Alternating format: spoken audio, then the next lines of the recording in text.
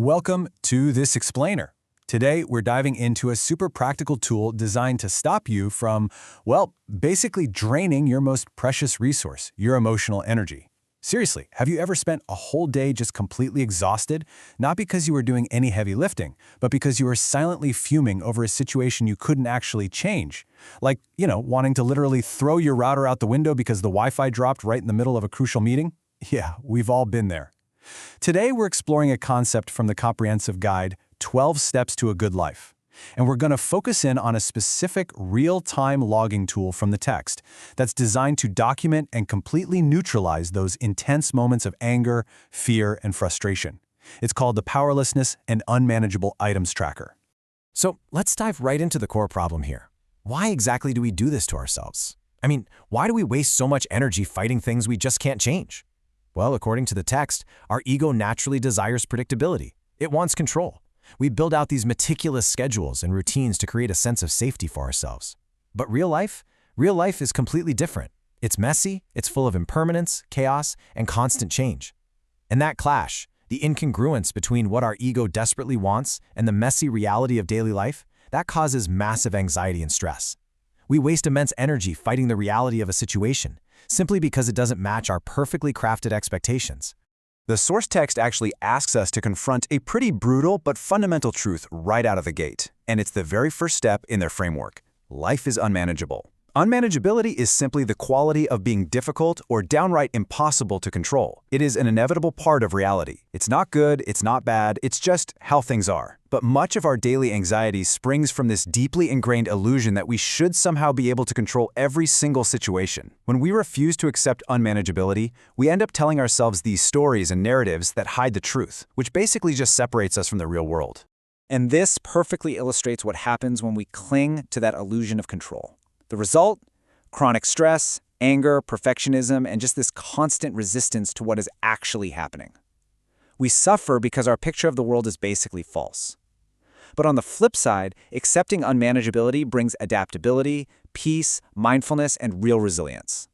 Acknowledging that you just cannot control everything peels back those layers of self-deception. It frees you from chasing perfection, and it allows you to find actual contentment even in highly imperfect situations. I absolutely love this quote they highlighted from M. Scott Peck. Emotional sickness is avoiding reality at any cost. Emotional health is facing reality at any cost. It hits the nail on the head, right? You crash into reality when your perception doesn't match the truth. The text points out that we don't always do the intelligent thing when life comes crashing down around us. In fact, anger and fear often hide right behind denial. So how do we actually force ourselves to face reality when our brain just wants to hit the panic button? Well, we need a method to stop our automatic reactions right in their tracks. Section 1. The Powerlessness Tracker, a micro-habit for reality. Okay, so what actually is this tool?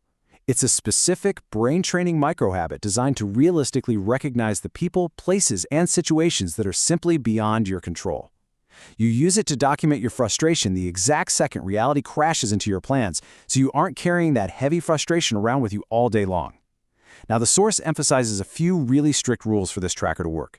First, you have to use a physical piece of paper. There's a tangible grounding effect to writing things down by hand that you just do not get by tapping on a screen. Second, keep it at hand throughout the day. Third, and this is absolutely crucial, fill it out as situations occur. Do not wait until the end of the day. This tool is meant to be used right when you feel that surge of emotion, effectively stopping your automatic fight or flight response before it hijacks your entire afternoon. And the best part? It's incredibly simple to set up. You literally just draw a few columns on your paper and follow 3 quick steps. First, log the date and time. Second, write down the person, place, or situation that's beyond your control. And third, record exactly how it makes you feel. You're actively documenting your powerlessness over external events, which, ironically enough, is exactly what gives you power over your internal reaction. Let's look at a real-world example straight from the text. Imagine it's 9 a.m. and your coworker Jerry just missed his deadline. Again. You know the feeling. The automatic reaction is to explode, to feel that self-righteous anger, or to just panic. But instead, you pause, pull out your paper, and write it down. Notice that last part, though? You don't just write angry. You dig a little deeper. Angry, afraid he's going to get me fired, out of control. Boom. You've just identified the real threat. It's not really just about Jerry. It's about your own security and ambitions feeling threatened. Now, the text stresses something really important here. You must capture every single emotion. Document your anger, sure.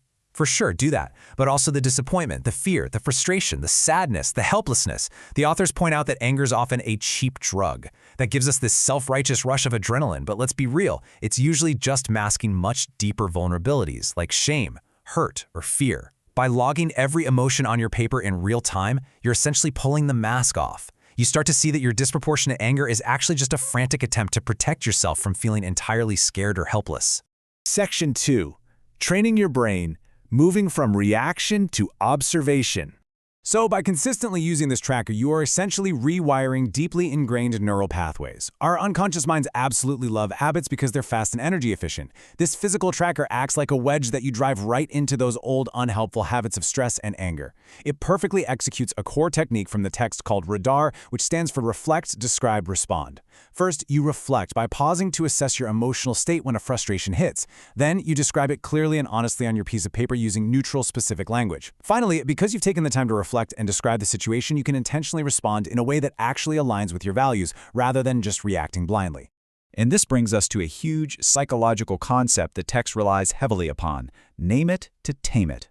See, when you describe a feeling on paper, you contain it. You take that chaotic, overwhelming rush of adrenaline and shrink it down into something tangible, something you can logically examine.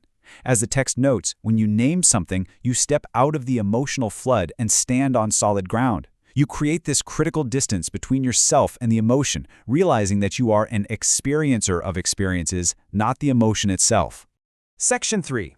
Reclaiming your energy. Focus on what you can fix. Because, look, the true purpose of the whole shebang isn't just to end up with a notebook full of complaints or to vent your emotions, right? It's about reclaiming your finite daily energy. We all have a very limited amount of time, energy, and attention each day. When you burn those resources fighting impossible battles against unmanageable people or situations, you have absolutely nothing left for the things you actually can improve. This tracker helps you rapidly identify what's outside your control so you can immediately pivot to what is within your control. And while the text warns you might have dozens of entries in the beginning, over time, this vigilant practice yields massive benefits. It stops your automatic fight or flight response. It highlights your recurring emotional triggers so you can anticipate them, and it exposes hidden payoffs, like that toxic thrill of being angry, that keep you trapped. Most importantly, it redirects your focus to actionable tasks and builds profound inner stability. You become a person who participates in reality rather than constantly fighting it. So here's your main takeaway.